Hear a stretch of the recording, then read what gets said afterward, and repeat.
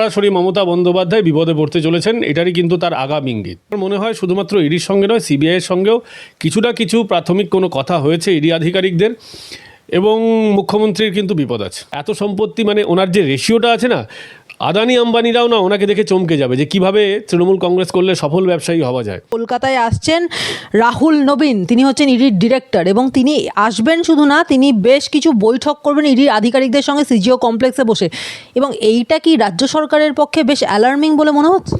রাজ্য সরকার মানে রাজ্য সরকারের যিনি সুপ্রিমো মমতা বন্দ্যোপাধ্যায়, তার জন্য অ্যালার্মিং। কারণ এবার কিন্তু অভিযুক্ত কোনো ভাইপো, কোনো ছেলে, কোনো কাকা মাসি নয়, কিন্তু এবার সরাসরি যিনি সমস্ত কিছুর কেন্দ্রবিন্দু, যাকে কেউ কেউ মক্ষী রানী নামে অভিহিত করেন, কেউ বলেন আসল কালপ্রিট, তিনি এবার কিন্তু বিপদে পড়তে পারেন। কারণ এতদিন কিন্তু তার বিরুদ্ধে কোনো অভিযোগ আমরা সরাসরি দেখতে পাইনি, আকারে ইঙ্গিতে অভিযোগ হচ্ছিল।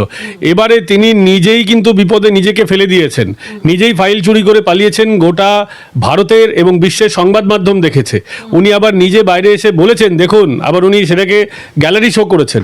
স্বাভাবিকভাবেই এবার তিনিই বিপদে পড়বেন। কারণ দেখুন, ইডির কাস্টাডিতে থাকা ফাইল, ইডি তো বলেছে আমরা কিছু উদ্ধার করতে পারিনি, অর্থাৎ তারা যেটা উদ্ধার করতে চেয়েছিল সেটা তিনি নিয়ে, এবং পুলিশকে নিয়ে, দল বল নিয়ে, শুধু তিনি নন, তার সঙ্গে যে সমস্ত পুলিশরা, ডিজিপি হন বা কলকাতা পুলিশের কমিশনার হন বা একজন আরও উচ্চপদস্থ আধিকারিক আছেন, বহু মানুষ সেখানে গিয়েছিলেন, পুলিশের উচ্চপদস্থ আধিকারিকরা ছিলেন, এবং নিচু তলার পুলিশ কর্মীকে দিয়ে কাজগুলো করানো হয়েছিল। স্বাভাবিকভাবে যে সমস্ত পুলিশরা তাকে সহযোগিতা করেছেন, এবং সরাসরি মমতা বন্দ্যোপাধ্যায় বিপদে পড়তে চলেছেন, এটারই কিন্তু তার আগাম ইঙ্গিত। ইতিমধ্যেই কিন্তু ইডি দাবি করেছে যে এই ঘটনার সিবিআই তদন্ত হোক, এবং রাজ্য সরকারের পক্ষ থেকে যে দেখা যাচ্ছে যে রাজ্য সরকার তো বটেই, তার সঙ্গে বিধাননগর পুলিশ এবং কলকাতা পুলিশকেও পার্টি করেছে। এবং এর সঙ্গে যেটা এই অবস্থায় রাজ্য সরকারের সঙ্গে ইডির একটা সরাসরি সংঘাত চলছে, এই অবস্থায় রাহুল নবীনের কলকাতায় আসাটা অত্যন্ত তাৎপর্যপূর্ণ বলে মনে করছেন অনেকে। তিনি 3 দিনের সফরে আসছেন, বৃহস্পতিবার আসছেন, বৃহস্পতিবার থাকবেন, শুক্রবার থাকবেন, শনিবার তিনি চলে যাবেন। এবং এর মধ্যেই যেটা জানা যাচ্ছে যে সিজিও কমপ্লেক্সে তিনি ইডি সমস্ত আধিকারিকদের উপস্থিত হতে বলেছেন, এবং সেখানে একের পর এক বৈঠকের শিডিউল করা আছে তার মানে এই, এবং তাকে আমরা দেখেছিলাম শেষবার উনি কলকাতায় এসেছিলেন 2024 সালে, যখন শাহজাহান কাণ্ডে যখন ইডি আক্রান্ত হয়েছিল। আবার এই ঘটনাতে যখন সরাসরি ইডি আক্রান্ত হলো, ইডি অভিযুক্ত হলো, সেই সময় তিনি আসছেন। তার মানে আবার একটা বড় কোনো পদক্ষেপ নিতে চলেছে। ঘটনা তো অনেক বড়, খুব গুরুত্বপূর্ণ ঘটনা। ভারতের আগে কখনো হয়েছে বলে আমরা কখনো শুনিনি, বা বিদেশেও এরকম যারা কেন্দ্রীয় স্তরে তদন্তকারী সংস্থা, তাদের কোনো রাজ্যের গভর্নর হোক বা মুখ্যমন্ত্রী হোক, বিদেশেও কেউ কোনো রকম এরকম, যেখানে যুক্তরাষ্ট্রীয় কাঠামো আছে, সেখানে কেউ এরকম ফাইল ছিনতাই করেছে, সরাসরি সংঘাতে গেছে বলে আমরা জানি না। স্বাভাবিকভাবে মমতা বন্দ্যোপাধ্যায় তো একটু অন্যরকম, তো তিনি এই কাজটা করে ফেলেছেন। এখন তো এখান থেকে তার পিছনের কোনো উপায় নেই, এবং ইডিরও পিছনের উপায় নেই। তার কারণ হচ্ছে একটা চলমান তদন্ত, কয়লা কেলেঙ্কারি। খুব গুরুত্বপূর্ণ এই তদন্তটা চলছিল, এবং তদন্ত খুব গুরুত্বপূর্ণ মোড়ে ছিল। সেই জায়গায় দাঁড়িয়ে একজন মুখ্যমন্ত্রী ফাইল হাফিস করে দিয়েছেন, বলা হচ্ছে নাকি মোবাইল হাফিস হয়েছে, ইডি আধিকারিকদের ল্যাপটপ নিয়ে নেওয়া হয়েছে। এই ঘটনার গুরুত্বটা কিন্তু বুঝতে হবে, যে খুব গুরুত্বপূর্ণ এই ঘটনা। স্বাভাবিকভাবেই ইডির তদন্ত, যেহেতু মুখ্যমন্ত্রী বাধা দিয়েছেন, ইডিও তো ছেড়ে দেবে না, ইডি তো তদন্ত তাকে করতে হবে, ইডির উপরেও তো প্রেশার আছে যে তদন্তটা চালিয়ে যেতে হবে। এবার আমরা জানি না যে এই একদম মুখ্যমন্ত্রী যে ফাইলগুলোতে নিয়েছেন তার মধ্যে কী ছিল, আমরা কিন্তু কেউ জানি না। হতে পারে সেটা খুবই গুরুত্বপূর্ণ ফাইল, বা যে ইডি আধিকারিকদের ডেটা নেওয়া হয়েছে সেই ল্যাপটপের মধ্যে কোন কোন তদন্তের ডেটা ছিল সেটাও আমরা জানি না। যদি সেগুলো খুব গুরুত্বপূর্ণ হয়, তাহলে তো ইডি কখনো সেটা ছেড়ে কথা বলবে না। স্বাভাবিকভাবেই ইডিকে পাল্টা রিয়াকশন দিতেই হবে। কিন্তু সমস্যা হচ্ছে কি, ইডি নতুন কেস কোনো করতে পারবে না, কারণ ইডির বাধ্যবাধকতা আছে। ইডির যে রুলস আছে তাতে বলা আছে যে চলমান যে তদন্তগুলো হচ্ছে তার ইকোনমিক যে ট্রেল, সেগুলো ইডি দেখবে। কিন্তু নতুন যদি কিছু করতে হয়, ইডিকে কিন্তু সিবিআইয়ের কাছে দ্বারস্থ হতে হবে, বা যে ঘটনার সাথে রিলেট আছে, যদি দেখা যায় এটা কোনো জাতীয় স্বার্থের সঙ্গে জড়িত, সেক্ষেত্রে এনআইএকে তারা রিকোয়েস্ট করতে পারে। স্বাভাবিকভাবেই যখন এফআইআরটা হয়, তারপর এফআইআরটার ইকোনমিক দিকটা, অর্থনৈতিক দিকটা ইডি দেখে। এবার মুখ্যমন্ত্রী যেটা করেছেন সেটা হচ্ছে ক্রিমিনাল অফেন্সের পর্যায়ে পড়ে, ছিনতাই করা, চুরি হওয়া বা ডাকাতি হওয়া, বা মোট কথা হচ্ছে সরকারি কাজে বাধা দেওয়া। তো স্বাভাবিকভাবেই সিবিআইকেও ময়দানে এবার নামাতে হবে। আমার মনে হয় শুধুমাত্র ইডির সঙ্গে নয়, সিবিআইয়ের সঙ্গেও কিছু প্রাথমিক কোনো কথা হয়েছে ইডি আধিকারিকদের, এবং মুখ্যমন্ত্রীর কিন্তু বিপদ আছে। এবং আরেকটা বিষয় যেটা আমরা যেদিনকে সুপ্রিম কোর্টের শুনানি চলছিল এই ইডি এবং রাজ্য সরকারের এই সংঘাত, রিসেন্ট যে সংঘাত তাই নিয়ে, সেদিনকে আমরা যখন দেখছিলাম যে লাইভ শুনানি চলার সময় সাধারণ মানুষ, প্রচুর মানুষ দেখছেন এবং সেখানে তাদের কমেন্টগুলো আমরা দেখছিলাম। সেখানে তাদের কমেন্ট থেকে মোটামুটি একটা বিষয় উঠে আসছে যে ইডি এবং সিবিআই এর ওপরেও কিন্তু রাজ্যের মানুষ আস্থা হারাচ্ছে, কারণ একের পর এক তদন্ত ভার হাতে নিচ্ছে এবং মাঝপথে এসে সেই তদন্ত হারিয়ে যাচ্ছে। এইটার জন্য রাজ্য সরকারের সঙ্গে সঙ্গে ইডি এবং সিবিআইয়ের ওপর থেকেও সাধারণ মানুষের আস্থা হারাচ্ছে। এবং রিসেন্টলি যে ঘটনা ঘটলো যে ইডি আধিকারিকরা তদন্ত করছেন, তার মাঝখান থেকে মুখ্যমন্ত্রী একটা ফাইল মানে কেড়ে নিয়ে চলে আসলেন, কাঁড়ি ফাইল তুলে নিয়ে চলে আসলেন কার্যত। এই বিষয়টা নিয়ে সাধারণ মানুষের বক্তব্য, এবার যদি সুপ্রিম কোর্ট বা দেশের বিচার ব্যবস্থা সঠিক পদক্ষেপ না নেয়, মানে সে রাজ্য সরকারই হোক বা যেই হোক, তার বিরুদ্ধে যদি কড়া পদক্ষেপ না নেওয়া হয়, তাহলে দেশের মানুষের সংবিধানের ওপর থেকে আস্থাটা উঠে যাবে। এ বিষয়ের সঙ্গে আপনি সহমত? খানিকটা সহমত, তার কারণও আছে। দেখো, বিষয়টা হচ্ছে যে আমরা তো যুক্তরাষ্ট্রীয় কাঠামোতে আছি এবং মমতা বন্দ্যোপাধ্যায় বিরোধী দলের নেত্রী। বিষয়টা মধ্যস্থতা করে, বিচার করে, তখন কোর্টকে অনেক কিছু ভাবতে হয়। এক, মমতা বন্দ্যোপাধ্যায়ের যে প্রোফাইল আছে, অনেক উঁচু প্রোফাইল তার, এবং কোর্টকেও তো দেখতে হবে যে এটা কোনো রাজনৈতিক উদ্দেশ্য প্রণোদিত হচ্ছে কি হচ্ছে না, সেসব করতে কোর্টেরও সময় লাগে। সেটা তো কোর্টের পার্ট, কিন্তু ইডির যে পার্ট, সেখানে এটাও সত্যি যে যে পরিমাণ আধিকারিকরা আছেন, এক একজনের কাছে 50টা ফাইল, কারো কাছে 60টা কেসের তদন্ত চলছে, আবার অনেক সময় কেস চলতে চলতে আইও বদল হয়ে যায়, এইগুলোর প্রভাব পড়ে। কিন্তু পাবলিক তো এগুলো বুঝবে না। জনগণ যেটা দেখেছে 2014 সালে সারদা কাণ্ড, সেই সময় কিন্তু ফাইলই হাফিস হয়ে গেছিলো। এবার তো মুখ্যমন্ত্রী কিছু ফাইল ছিনতাই করেছেন বলে অভিযোগ উঠছে, কিছু ফাইল হয়তো থেকে গেছে বা কী হয়েছে আমরা জানি না, কিন্তু সারদা কাণ্ডে ফাইলই ছিল না। সেই কেসে আমরা দেখেছি পুলিশ আধিকারিক গ্রেফতার হয়েছেন, তৃণমূলের সাংসদরা গ্রেফতার হয়েছেন, মন্ত্রী গ্রেফতার হয়েছেন, বিধায়করা গ্রেফতার হয়েছেন, আরও অনেকে, বহু মানুষ গ্রেফতার হয়েছেন, ব্যবসায়ীরাও গ্রেফতার হয়েছেন, অনেকে চার্জশিটে নাম আছে। তো সেই সময় যখন বিজেপির ক্ষমতা ছিল না এই রাজ্যে, যদি আমি রাজনৈতিক দিকটা ইনক্লুড করেই বলি, যখন বিজেপির ক্ষমতা ছিল না, যখন ফাইল ছিল না, তখন বহু মানুষ গ্রেপ্তার হলেন। আর এখন যেখানে দেখা যাচ্ছে যে অডিও রেকর্ড পাওয়া যাচ্ছে, সরাসরি নাম নিয়ে তোলাবাজি করা হয়েছে বলে চার্জশিটে উল্লেখ আছে, মুখ্যমন্ত্রীকে দেখা যাচ্ছে একদম বুক বাজিয়ে বলছেন যে হ্যাঁ আমি ফাইল নিয়ে চলে গেলাম, তোমার যা করার করে নাও। তো স্বাভাবিকভাবেই তারপরে যখন রিপার্কেশনটা কম আসে তদন্তকারী সংস্থার তরফ থেকে, তখন মানুষের এই প্রশ্ন করাটা কিন্তু একেবারে অহেতুক, অমূলক নয়। তবে যেহেতু দুটো দলের মধ্যে একটা ক্ল্যাশ আছে, স্বাভাবিকভাবে এর তো রাজনৈতিক একটা দিকও তো থেকে যায়। অনেক সময় পলিটিক্যাল পার্টিগুলোকেও ক্যালকুলেশন করতে হয়। মমতা বন্দ্যোপাধ্যায় তো ক্যালকুলেশন করেই ওখানে গিয়েছিলেন, তিনিও তো রাজনৈতিক গ্যালারি শো করেছেন দেখানোর জন্য যে দেখো বিজেপির মতন মহা সর্বশক্তিমান দল ভারতের, তাকে আমি চ্যালেঞ্জ করলাম। এখন দেখা যাক বিজেপি কি করে কিংবা ইডি কি করে, সেদিকেও আমাদের নজর থাকবে। কলকাতা হাইকোর্টে একটি জনস্বার্থ মামলা দায়ের করা হয়েছিল বেলডাঙ্গার ঘটনা নিয়ে এবং মুর্শিদাবাদের ঘটনা নিয়ে, এবং তাতে কলকাতা হাইকোর্ট থেকে এনআইএ তদন্তের নির্দেশ দেওয়া হয়েছে এবং এনআইএর যারা আধিকারিকরা তারা চলে আসবেন কিছুদিনের মধ্যেই এবং তদন্ত শুরু হয়ে যাবে। প্রশ্নটা এইখানে যে এনআইএ তদন্ত যদি শুরু হয় তাহলে তো কেঁচো খুঁড়তে অনেক কেউটেও বেরিয়ে আসতে পারে, তাহলে কি সেটাও মুখ্যমন্ত্রীর জন্য ভয়ের কারণ হতে চলেছে? অবশ্যই, তার কারণ হচ্ছে যে গোটা মালদা মুর্শিদাবাদে বেশ কয়েকটা র্যাডিক্যাল গোষ্ঠী কিন্তু দীর্ঘদিন ধরে অ্যাক্টিভ। তোমারও মনে থাকবে যে national security adviser Ajit Doval, তিনি বিগত 2 বছরের মধ্যে 5 বার অন্তত এসেছেন, এটা খবর আছে। কতবার এসেছেন সব কিছু তো জানা যায় না, কিন্তু 5 বার এসেছেন, সেটা কিন্তু প্রতিবেদন আকারে প্রকাশ হয়েছে বিভিন্ন সংবাদ মাধ্যমে। ফলে এই ঘটনার গুরুত্ব কিন্তু যথেষ্ট বেশি।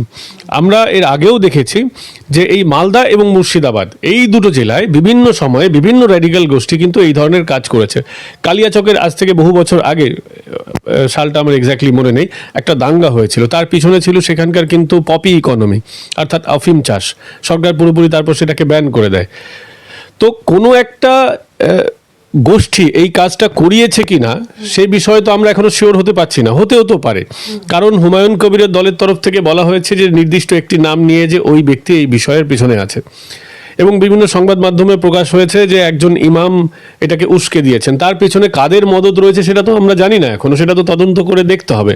তার জন্যই এনআইএ আসছে, এবং অবশ্যই মানে এই বিষয়টার তাৎপর্য অবশ্যই বেশি। তার কারণ হচ্ছে বাংলাদেশের বেশ কয়েকটা গোষ্ঠী আছে, জঙ্গিবাদী গোষ্ঠী, যাদেরকে পাকিস্তান সাপোর্ট করছে, ব্যাক করছে, এবং তাদের মৌলানারা, তাদের ইমামরা চুপিসারে, মানে ভিসা পাসপোর্ট নিয়ে নয়, অনেকবার লুকিয়ে তারা এখানে এসেছেন, বিভিন্ন লিফলেট বিলি করেছেন, সেই সমস্ত বিষয়গুলো এনআইএর কাছেও কিন্তু রয়েছে, আইবির কাছে, সেন্ট্রাল আইবির কাছে রয়েছে। স্বাভাবিকভাবে এই যে গোটা চেইন সিস্টেমে যে কাজ হচ্ছে র্যাডিক্যালিজমের, সেই বিষয়টা কিন্তু অবশ্যই উঠে আসবে বলে আমার মনে হয়। কারণ আমি যেটা দেখতে পেলাম, ওখানে হঠাৎ করেই একদল বাচ্চা বাচ্চা ছেলে, যাদের এইটা বোঝার বয়স হয়নি যে তারা কি করছে, ঘটনার গুরুত্বটা কতটা, তারাও ওখানে দেখলাম পাথর চাপা দিয়ে ট্রেনটাকে ডিরেল করার চেষ্টা করছে, সাংবাদিকদের পেটানো হয়েছে। এবং কারণটা কি? কারণ হচ্ছে যে প্রতিবেশী একটি রাজ্যে, যেটা বিজেপি শাসিত রাজ্য নয়, মমতা বন্দ্যোপাধ্যায় দলের সঙ্গে অ্যালাইন্ড ইন্ডি জোটের সদস্য একটি শাসিত রাজ্য, সেই রাজ্যে ঘটনাটা ঘটল। স্বাভাবিকভাবে পলিটিক্যালি কিভাবে বিষয়টাকে মাথাচাড়া দেওয়া হয়েছে, কারণ বিজেপি শাসিত রাজ্য হয়নি, হঠাৎ করে যে তৃণমূলের লোকেরাও যে এর মধ্যে ইনভলভ আছেন এমনটাও বলা যাচ্ছে না। তৃণমূলের বাইরের লোকেরাও হয়তো থাকতে পারেন, আবার তৃণমূলও থাকতে পারে, হুমায়ুন কবিরের দলের লোকেরাও থাকতে পারে। কারা রয়েছেন, কিভাবে হয়েছে, এগুলো অবশ্যই তদন্ত করে দেখা দরকার। কারণ অমিত শাহ তো আগেই বলেছেন যে দেশে যতগুলো এই ধরনের ঘটনা ঘটবে তিনি তদন্ত করাবেন, এটা কিন্তু তার প্রতিশ্রুতি ছিল। স্বাভাবিকভাবে তার অবশ্যই দায় আছে এটাকে যাতে তদন্তের আওতায় নিয়ে আসা হয়। কারণ পরপর আমরা দেখেছি সিএর সময় গন্ডগোল হলো, এবং এর আগেও বহুবার ওখানে প্রায় দিনই আমরা দেখি যে কোনো না কোনো, মানে রামনবমীর সময় হলেও সেখানে গন্ডগোল হয়, সেখানে হনুমান জয়ন্তী হলে গন্ডগোল হয়, সেখানে দুর্গাপুজোর ভাসান দেওয়া যায় না। হঠাৎ করে এটা কেন হচ্ছে, এটা তো অবশ্যই তদন্ত করে দেখা দরকার। পুরুলিয়াতে আমাদের তৃণমূল কংগ্রেসের সর্বভারতীয় সাধারণ সম্পাদক অভিষেক বন্দ্যোপাধ্যায় তিনি গিয়ে সেখানে শান্তির খতিয়ান তুলে ধরছেন, এবং শান্তির খতিয়ান তুলে ধরে পুরুলিয়াকে বিজেপি শূন্য করার ডাক দিচ্ছেন। এবং তিনি বলছেন যে যোগাযোগ ব্যবস্থা সহ একাধিক উন্নয়ন প্রকল্প সেগুলো সমস্ত তৈরি করানো হয়েছে, এগুলোকে মনে করিয়ে দেওয়া হচ্ছে। জঙ্গলমহলে একসময়কার মাওবাদী নাশকতার প্রসঙ্গ তুলে সেগুলোকে এখন ঠান্ডা করে দেওয়া হয়েছে, শান্ত করা হয়েছে।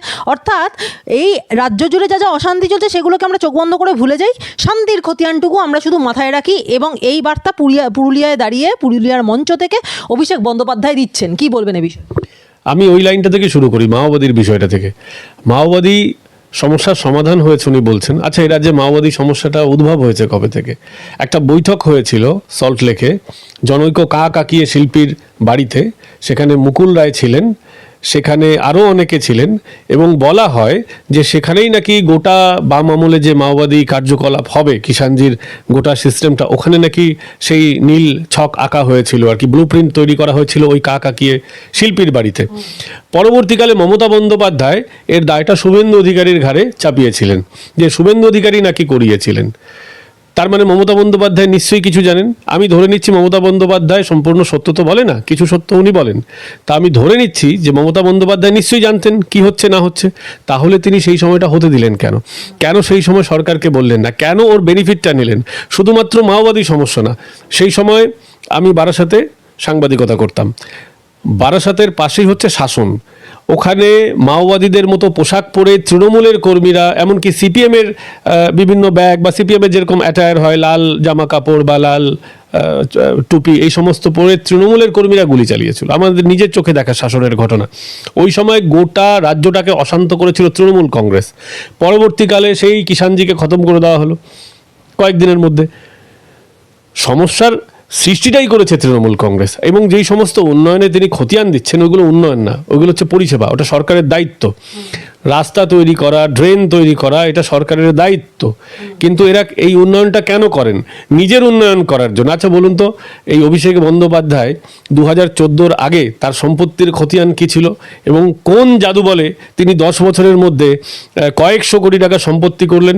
এত সম্পত্তি, মানে ওনার যে রেশিওটা আছে না, আদানি আম্বানিরাও না ওনাকে দেখে চমকে যাবে যে কিভাবে তৃণমূল কংগ্রেস করলে সফল ব্যবসায়ী হওয়া যায়, এবং রাজ্যে তৃণমূল করলেই সফল ব্যবসায়ী হওয়া যায়, এবং অন্যরা যারা আছেন তারা কেউ ব্যবসা করতে পারছেন না।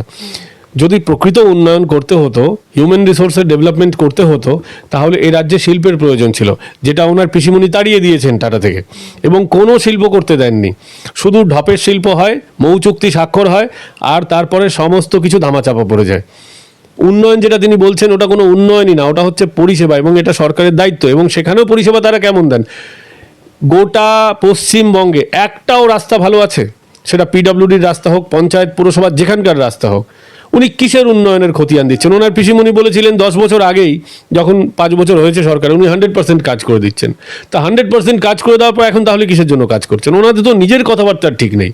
উনি আবার এত বড় বড় কথা বলছেন কেন? আর এখানে দাঁড়িয়ে, এই পুরুলিয়া থেকে দাঁড়িয়ে তিনি আহ্বান করেছেন যে পুরুলিয়ার যে কটা আসন আছে সব কটাতে যদি আজকে তৃণমূলকে জেতানো হয় তাহলে 6 মাসের মধ্যে পুরুলিয়ার যা যা প্রয়োজন সমস্ত প্রতিশ্রুতি তারা পূরণ করে দেবেন। এবং একই সঙ্গে তিনি টাকা চাওয়ার কথা বলেছেন বিজেপির কাছে, যে বিজেপির নেতারা যদি 1,000 টাকা দিতে চান ভোট কেনার জন্য, আপনাদেরকে যদি টাকা অফার করেন, আপনারা একার জায়গায় 10,000 টাকা চাইবেন, শুধু চুপচাপ পদ্মফুল থেকে টাকা নিন এবং জোড়া ফুলে ভোট দিন। এই পরামর্শ দিয়ে এসেছেন অভিষেক বন্দ্যোপাধ্যায়। কি বলবেন?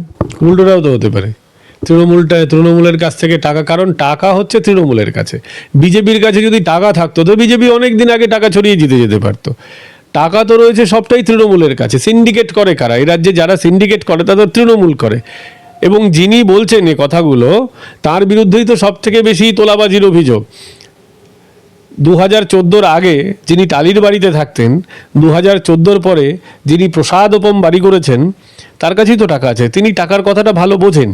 এবং আমি বলবো জনগণকে, যদি কেউ টাকা দেয় টাকা নিয়ে নিন, ভোটটা নিজে বুঝে রাজ্যের উন্নতির জন্য দিন। আমি কাউকে বলবো না অমুক দলকে ভোট দিন, অমুক পার্টিকে ভোট দিন, অমুক ব্যক্তিকে ভোট দিন, কিন্তু রাজ্যের যাতে ভালো হয় সেটা ভেবে ভোট দিন। এবং সেটা তৃণমূলকে দিলে কোনোদিনও রাজ্যের ভালো হবে না, এটা একদম নিশ্চিন্তে আমি বলতে পারি।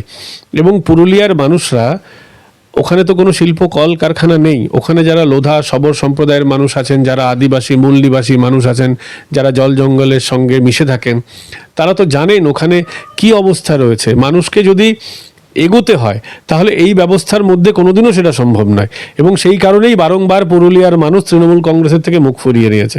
অনেক সময় কিছু ঘটনা ঘটেছে যার জন্য ভোট এদিক ওদিক হয়, কিন্তু পুরুলিয়ায় আজকে অযোধ্যা পাহাড়ের উপরে গেলে এখনও জলের সমস্যা রয়েছে। ওখানে এখনও স্কুল কলেজ নেই। আমি বহুবার গেছি পুরুলিয়ায়।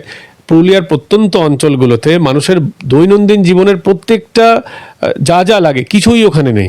মমতা বন্দ্যোপাধ্যায় যে রেশনের কৃতিত্ব নেন ওখানে, যে উনি নাকি রেশন দেন, সেটাও তো মোদী সরকারের দেওয়া রেশন। ওখানে আদায়কে সেবাশ্রয় ক্যাম্প কেন করতে হচ্ছে পুরুলিয়ায় বা বিভিন্ন জায়গায়? তার মানে ওনার পিসিমণি তো স্বাস্থ্য ব্যবস্থা ঠিকঠাক করতে পারেননি বলে তো ওনাকে ব্যাকআপ দিতে হচ্ছে। তো রাজ্যের যদি প্রকৃত সমস্যার সমাধান করতে হয়, এবং অভিষেক বন্দ্যোপাধ্যায় কখন দিচ্ছেন? ভোটের আগে। ভোট চলে গেলে আবার 4 বছর তিনি সব বলে যাবেন। 4 বছর কিন্তু কোনো দাদাকে বলো, দিদিকে বলো, সেবাশ্রয় এরকম কিছুই হবে না।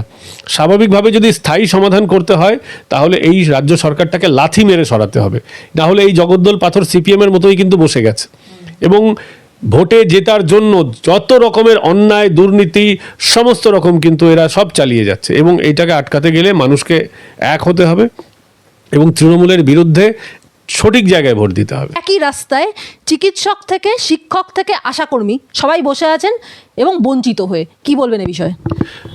অগ্নিকন্যা যখন ঘুগনিকন্যা হয়েছেন তখন তিনি চাইছেন সবাই, কিন্তু রাস্তার পাশেই তো ঘুগনিটা বিক্রি হয়, সবাই উনি চাইছেন সবাই রাস্তার পাশে চলে আসুক।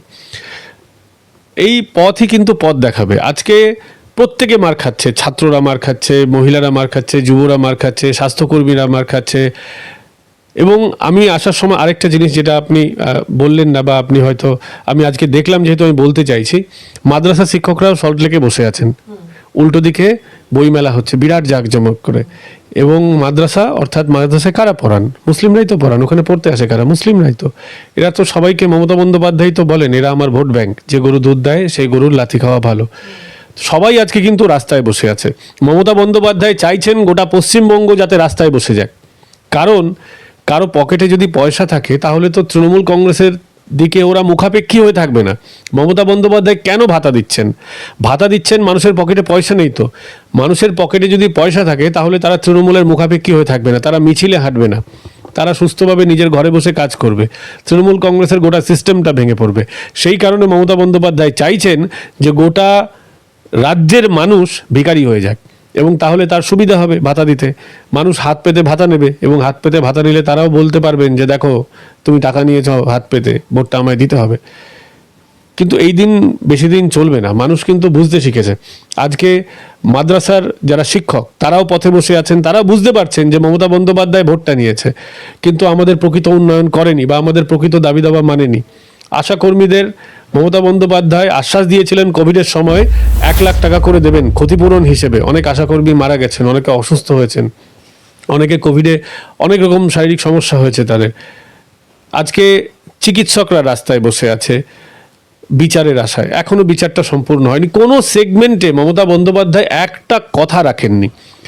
এই এসএসসি কাণ্ডের সময় মমতা বন্দ্যোপাধ্যায় অনেক রকম কথা বলেছিলেন, হ্যান কারেঙ্গা ত্যান কারেঙ্গা, আসলে কিছুই হয়নি, ঘোড়ার ডিম হয়েছে।